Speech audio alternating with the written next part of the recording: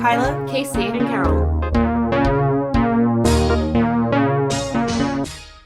Welcome back to the 101 podcast with your favorite three people, Casey, Kyla, and Carol, who you just heard from in the intro. I hope that we're your favorite people, The though heads I of- severely doubt it. No, we're the heads of Hydra. We are, truly. If you cut one of our heads off, we come back stronger, sister. We're all here. Speaking of Hydra. What? What? Do I have a motion to open debate? Motion to open debate. All those in favor? Yeah, Aye. Great. that was a real non sequitur, sis. No, that sounds like Model UN to me. Wow, isn't that true? So, tomorrow's the 4th of July. It is, yes. We're recording this, obviously, before Monday rolls around, so when you're listening, it won't be the 4th of July tomorrow. Well, therefore, in the future, I hope that you had a nice 4th of July, really celebrating some patriotism. That's Also, fine. we have a lot of international listeners, so Oh, maybe yeah. they're we not do. celebrating 4th of July. That's totally cool. Enjoy your international non-4th of July. Imagine if you just had, like, a 4th of July and made it, like, an American theme party. I'm sure people do that. That's kind That's of hilarious. fun, honestly. If I lived in a foreign country, I feel like that would be a really good, like, meme party. Just, like, an excuse Yeah. to have people over. But you also don't have the day off, and it's in the middle of the week. We're grilling hot dogs and making sliders and grilling some peaches. We're having So, some pals over. It I'm should be excited. fun, hopefully. Hopefully, it's gonna be hot. It I will checked the be weather. hot. It's gonna be like 90. The air conditioning will be on. Yes, and we will not have the door open. No. Which is unfortunate because that was my mentality, was that we could It'd be have like this an in-out. nice flow of like people inside, and I was like, no. No, absolutely My not. bot air is not going outside, so thank you very much. I purchased this air. That's Thank what my you. dad calls did. it, and that was a very Bruce thing for My me to say. bought air? Yeah, like purchased air. Okay. Yeah. He would always say when we were kids, and like, I grew up in Florida, so it's hot outside, and we would all like run outside and whatever, and he'd be like, don't let my bought air out. Anyway, to get to the subject of this episode, we are doing a Q&A. There's nothing more that we like than viewer participation, or I guess listener participation. You have You not can't really, seen us. there's nothing to see. Yeah, well, maybe We're someday. thinking of doing a face reveal at some point. Yeah. Maybe. I If you're don't know. nice to I us. keep my face to myself, but thank you. Well, My face is a private matter. you can be emojied over. It can be just Kyla and I. Ooh. Just put, like, I'm trying to think of the weirdest emoji you could put over my head. The cowboy. I like, Just like the the concept woman of y'all scientist knowing. emoji. Woman scientist.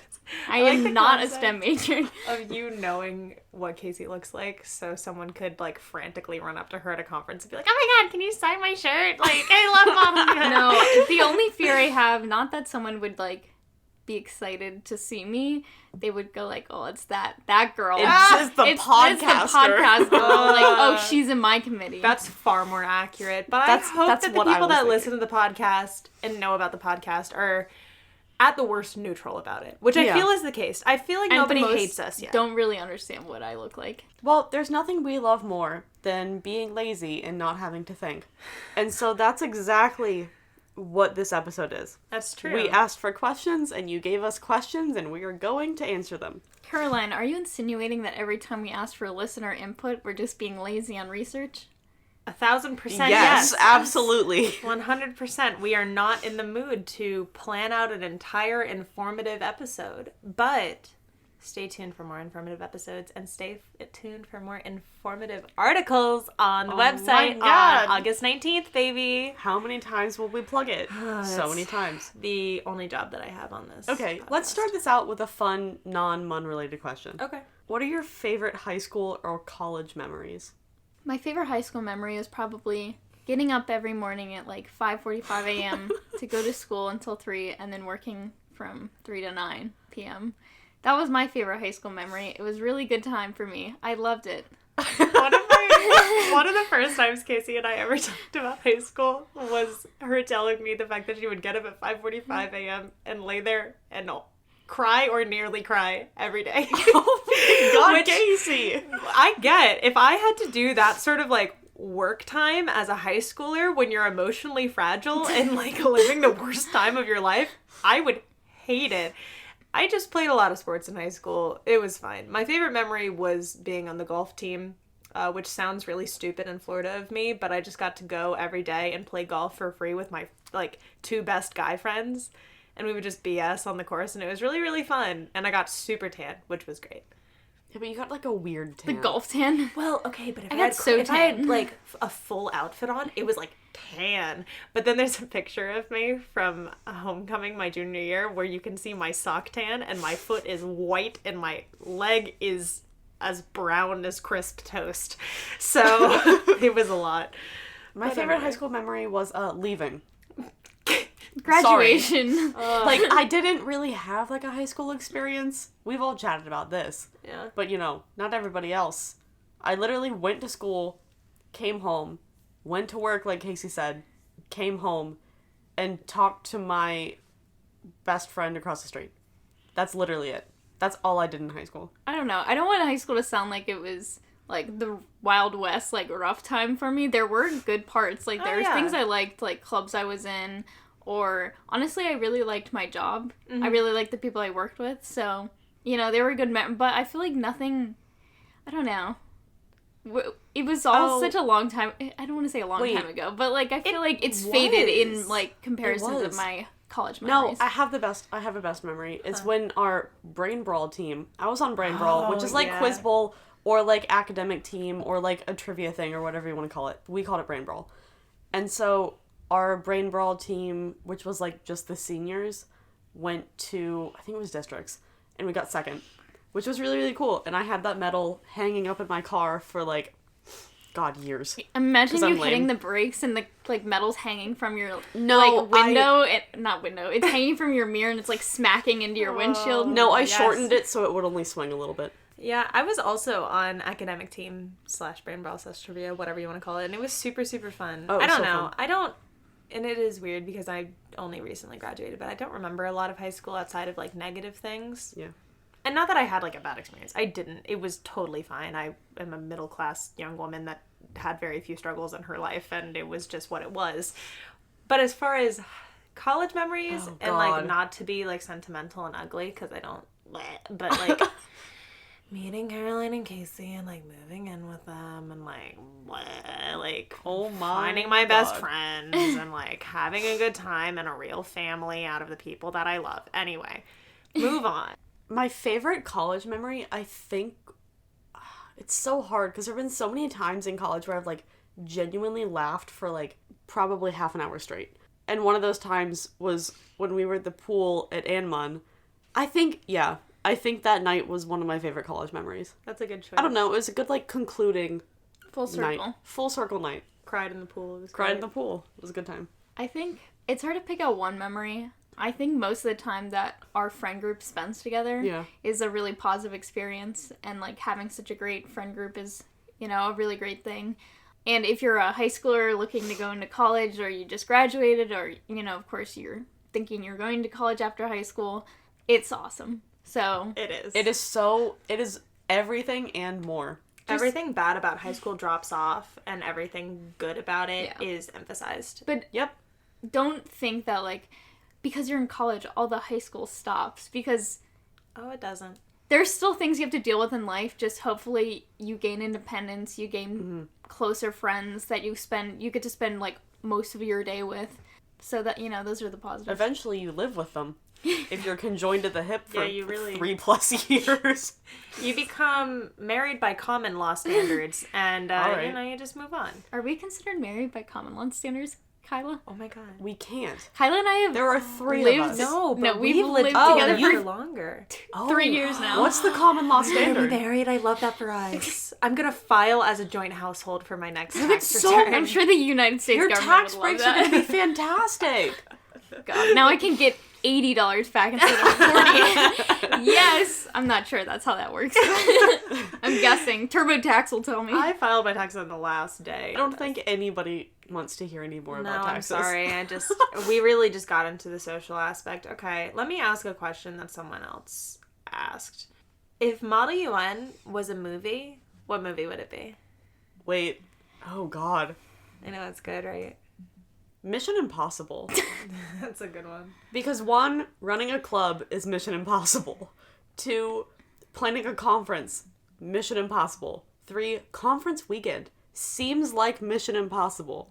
You gotta do some crazy stuff to get to where you eventually want to be, which is hopefully Bestel. Mission Impossible. I was going to say Madagascar, but... Why? Please elaborate. No, you can't change your answer now. This is the answer. You have to tell me why. So, brain blast. For reference, Casey just like scratched her head violently. So imagine this. Oh, I'm ready. The team is the cast of animals from the zoo. Of course it is. Whatever conference you're going to is the Castaway Island. You Madagascar. You have no food. Uh-huh. You don't know what you're doing. Uh-huh. People try to take charge and often fail. Sure. And at the end, we're not really sure if we're going to make it back to where we came from. Is King Julian the chair? Yes. Do you like to move it? Move it? Not in committee. Not in committee. I like to At sit socials? there and It's say like, nothing. oh yeah, sure. But during unmods, just stay seated. During lunch. Stay down. Hey, someone asked for tips on how to win Best Delegate. Don't stay seated during unmods. Yeah. That's a really Please don't. great one. As far as movies, Get up and go to the bathroom every unmod for the whole unmod. Oh my god. Yep. Have you ever pulled the trick though? I'm not sure if you would have done this. I feel like this is a move you would be like, why would you ever do that? It's like you're trying to like scheme plans with someone and you both go to the bathroom. Oh, I'm not a why would you ever do that person. I've never done that because I don't work with people, really. Yeah. That's the angle I was going No, for. yeah, I don't. No. Kyla, how to win Bestel? Don't work with other people because I don't like No. them. I work with other Isolate people, but yourself I in work a- with them in the room. It is not a social thing. Isolate yourself in a corner. No. I work with people. You can ask people that I've been in committee with on our I team. don't- I work with people. Okay. It works out. All right, this is probably my favorite question that was asked. Oh, it's so good. I also really enjoy. Obviously, this person is non-American from the slang they use, but they said, "How to sneak food and eat during a session." Examples are crisps. Honestly, I'm constantly hungry. So I would say go to the bathroom. Because I bring Nature Valley bars. I crumble them up in the package.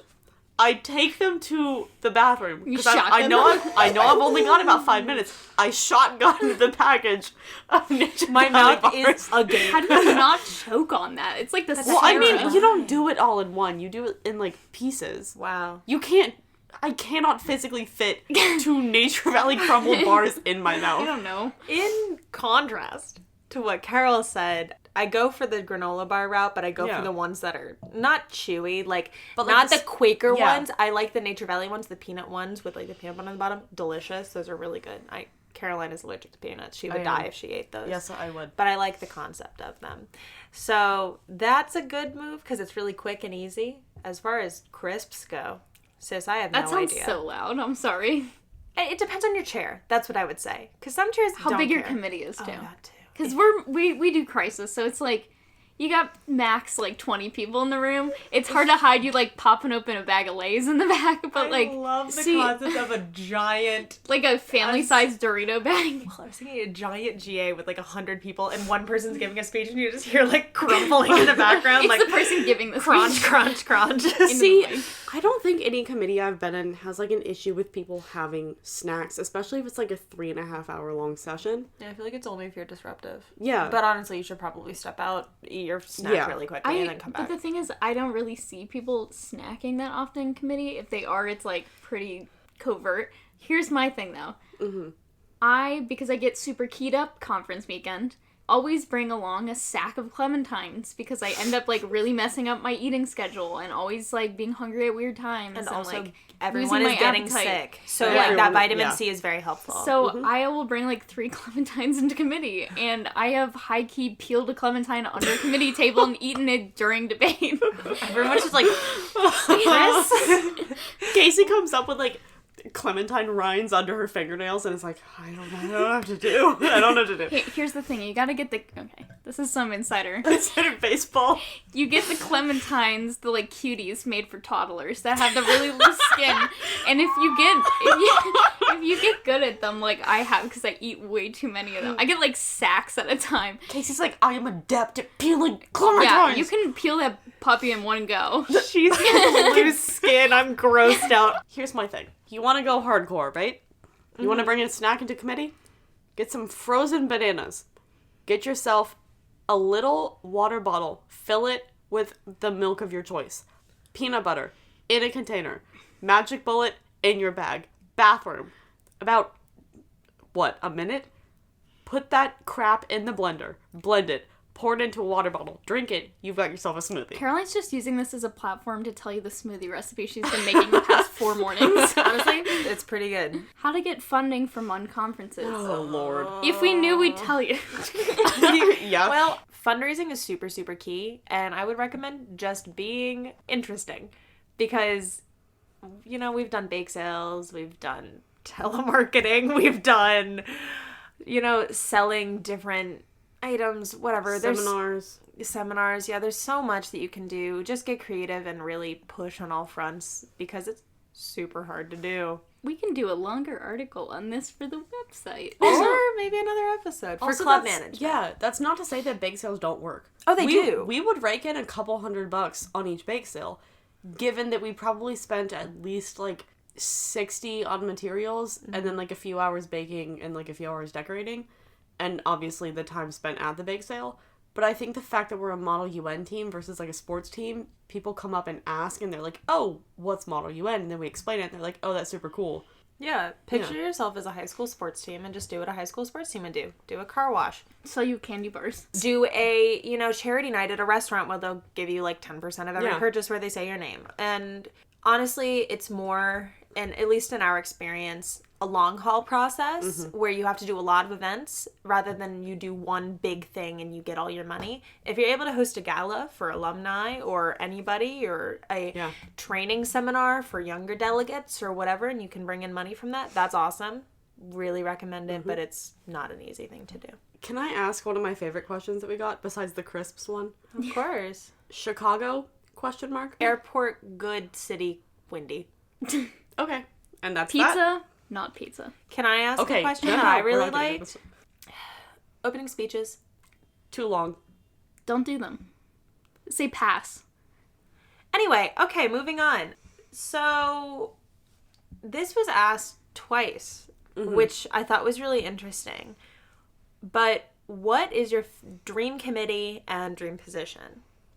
Which I think is really hard. My dream committee is one that I've been working on background guide-wise for a hot minute now.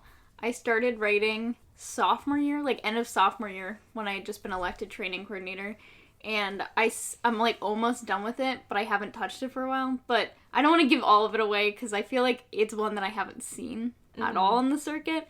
But it's basically like, stupid word for it would be like non-state actors. It's basically like a gang crisis committee set in the Wild West. Yeah, like criminals in the Wild West. But the whole thing is basically like you're supposed to act as a unit and decide targets and places to go and get loot and escape from the police and stay hidden and improve your outlook from the community and everything. Red Dead Redemption. That too. So, but that would be my ideal committee. Big idea on the future is maybe we'll make some background guides and have them available on our website for you guys to use for training. So that might be one of them that we use. Yeah. I've seen that background guide work in progress. It is super, super cool. It seems very fun. I would like to do that committee as well. So my dream committee, even though it's not really possible and likely would never be a crisis committee, is a Seneca Falls convention. I saw it at one conference, and I feel like I've seen it at maybe another one smattered around here, but I don't see it that often. I'm really into like feminism and all that stuff. And I think Seneca Falls would be really cool, except I would hate to be given one of the positions that is anti-women's rights. I think that's why not many people do it, because it's hard to finesse that. Also, because it's really hard to toe the line of, like, playing a character that historically was anti-women's rights, and then being... Sexist. And then being sexist, like, overtly sexist. So, while I would love to do that committee, as me, as a feminist, I would hate to do that committee because I know I would get mad at the positions. I don't have any like singular committee that I'm like obsessed with the idea of. I have one that I've conceptualized recently that I'm like really, really jazzed about, which is apart from what I usually like to do, but it's an extension upon the Scooby-Doo franchise and moving that into like the board of directors of Mystery Inc. That sounds kind of cool. No, I think that it could be so cool because there's like a fantasy element to it where it's like you could actually be working to like catch monsters and stuff, but it's also running a company. So I think it's like that's cool. A cool idea. High key, you've mentioned this to me before, and I always thought you meant, like, Monsters, Inc. for some reason. Yo, wait. No, that's good too. No, that's good too. I thought you were talking about Monsters, Inc. and, like, capturing... No, I know. Now I realize you were talking about Scooby-Doo and, like, the gang and everything. I thought, like Casey said, you were talking about, like, Mike Wazowski and Boo and, like, capturing screams and, like, how to run That's that. another good idea. That's so good. We're just spitballing Monsters, here. Inc. was my favorite movie growing up. Like, I that was love my Monsters, favorite Inc. Pixar movie as a child, so that's kind of exciting. But going back to, like, my true loves, I would really like to do a Ink and State committee. I don't have a... Where you aren't dead? Where I'm not dead, but it's also, like, there's no Spain involved. It's just the running of the Ink and State, and there's, like, the mysticism of it. And, That's like, cool. It's... The culture and the history is so rich and interesting, and I hate that nobody, like, takes the time to, like, plan a committee around that. Yeah. I was in something similar to it at SomeMUN, and it was good, but it's not quite what I wanted. Because it was at the time where the Spaniards were invading, and if I could just keep Europe out of it entirely, that would be ideal. Like, if Europe could stay out, that would be fantastic. The Mayans would be cool, too. The Aztecs would be cool, too. Any pre-European state in Latin America would be money. Yeah, I don't know if I have a specific position that I would want to do. Yeah, I don't know. I think it really just depends. Do you have, like, on the a committee. type of position, though? Because I have, like, a specific type I always look for when I choose. I actively try to avoid military positions because of a multitude of reasons. But I really like activist positions, and I really like politicians a lot. Like, those are really fun to do. Yeah, I agree. I love being like a political figure or someone in the room who could be like a natural leader already written into their position, because I mentioned this last episode, but I like to be, let's band together, uniting force against the opposition kind of thing. And one time when I got a position that wasn't that type of position, I was like panicked. It was a journalist. Ended up being okay. That was you made great work out of it. IRA position I had. But yeah, typically I look for ones that are political leaders or just, you know, someone who could rally people together. Yeah, I go weirdly enough for like second or third in commands, because I love that. I like to seize power. I love killing people. I'm like really. I'm just gonna take that audio snippet. And... Why have you killed as I was someone? saying previously, my record of being killed is, you know, higher than most, but also my record of killing people is significantly higher than most. I usually kill at least 2 people per committee that I'm in. And I ever killed someone. You know, I killed. I have least never 2 people successfully per committee. killed someone. Yeah, in my last one I killed 2, and in some of them it's been more than that. Oh my god! No, that's like my MO is to kill the person in Sitting in a power, room with and a then killer. somehow seize the power by like being elected president, pretending like it wasn't me that did it. That's how I find myself like coming into power, is usually by seizing it by means that are illegitimate, but then making them legitimate. So that's kind of my MO. Also, sometimes fun ones, especially during our like club trainings, are positions that you don't think have that much power but have a very niche scope. The one I can think of is one of our members freshman year, it was his sophomore year, had like a potter. Yeah. That was at a conference. Yeah, at a conference. And he did really cool stuff. He awarded with it, and it was really cool. And I was like, oh, hey, like, that kind of means that you can go out of the scope of what you're doing and be more creative. I don't know. It's a little fun sometimes. I've always said it's the delegate in the position rather than just the position, because if you have a not so great delegate in a very good position, you know, they're not going to take advantage of the benefits that position already has inherently with it. But if you have a really great delegate in a not so great or not so obviously advantageous position, usually they can make it into whatever they want within still the scope of that position's confines. Absolutely. Because if it was from position to position, it wouldn't be fair to begin with. So the whole point is that everybody should be able to make something out of any position that they're given. Do you want to do like one more? Yeah, I feel like this is a pretty good wrap-up question. Okay. What can I expect out of Mono 1 in the future? Oh, God. You know, the thing we've teased in every episode for, like, the last, 4 episodes? The website. August 19th. Be there, be square. We're gonna put out some, hopefully, fantastic articles that are not super formal. I feel like the ones we've written are quite informal to read. They're more like a chatty style, kind of like the podcast. So they're easy to read. They're not super dense. We've tried to keep them kind of short and concise and all that stuff. I feel like another thing you can look forward to is some diversified content, be it video format. I know that we've kind of said this, like whether a YouTube or a Patreon, or maybe a Twitch, just some sort of interaction quality where you guys can actually see us and, you know, we can chat and be a little more casual outside of MUN. And, you know, a face reveal? You get to see what we look like? Ooh. Nobody wants that.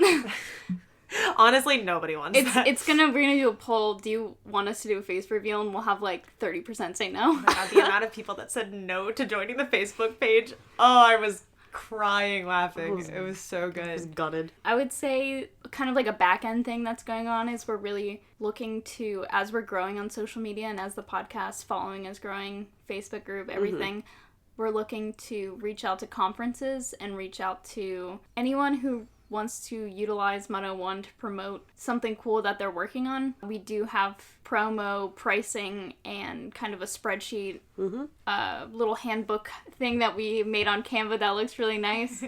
But we're really trying to move forward with this as really a holistic Model UN community. That's why we started the Facebook group. We want this to be a place where current delegates can really get on the cutting edge of what's going on at conferences, how to get better themselves, and really just stay current and fresh with our content. Something not on the back end that I'm looking forward to doing and working on in this coming year is coverage of conferences. Oh, yes. So basically our aspiration, our goal is for every major collegiate conference that goes on, and we can even provide coverage if conferences contact us with this information, is we want to do a short article basically outlining what teams got the delegation awards, if it's possible, what teams got individual awards, and then some anecdotes and pictures from the weekend. So it's something that you can turn around and send to your family and say, hey, look at what my team did, or hey, look at what I attended. This is a little bit about what I do, because I know the biggest problem I've had with Model UN is friends and family who don't do it not really understanding how much time and effort and you know, passion that all the delegates I see put into it. No, absolutely. And, you know, our promos are cheap. Like, we're not out here trying to claim that you guys are going to be paying like $100 per post or anything like that. We know that that's not feasible. But as Casey was saying, we're just trying to bring visibility to what everybody's up to, because everyone deserves credit. And we feel like we are in the position to give all delegates in all schools and all conferences the credit that they deserve. Everyone works hard. Yeah. Every single team works hard. Also, something we're thinking about maybe doing in the future is if there's a delegate on your team who you think has done a particularly good job, send us a little blurb about them. You know, we'll tell you when that's going to start up. We have to kind of make an actual format for it. But, you know, send us a little blurb, say what they did, say what award they won. Even if they didn't win an award, if they had a really, really good crisis arc, or if you're just, like, proud of them for what they've achieved so far, send that to us, because that's always cool. They've worked hard in the club. Yeah, we do that with our team account, and it's really, really fun. Wow. So much is going on. We're doing so much. I know. I'm really excited about all of this, and I feel like we're moving in the right direction. And I hope that you guys think that we're moving in the right direction. Hopefully. No, 30%. Unfollow. Also, I tried to post a story about it today. It was a cute one, and I worked hard on it, but then it wouldn't post because Instagram was down. But save it. Thanks for 600. Wow. It's kind of crazy because I feel like we just said that we were at like 450, and now we're at 600, which is awesome. One of our followers, somebody who listens to the podcast quite regularly, was listening to the episode that we put on Monday and was remarking how crazy it was that on Monday's episode, we were saying, wow, thanks for 500, and he looked at our account, we were already over 600, so... Thanks for noticing, Thank you. by the way. Thanks for noticing. Also, thanks for following, thanks for listening. We appreciate every one of you who does. Exactly. Absolutely. And with that, do we have a motion to close debate? Motion to close debate. That is in order. All those in favor? Aye. Aye. Debate is now closed. Point of information, what are your social medias? You can follow us on Instagram at MUN01 Podcast, and you can email us any questions or comments that you may have at mun01.business@gmail.com. And if you're listening on Apple Podcasts, be sure to rate and review us.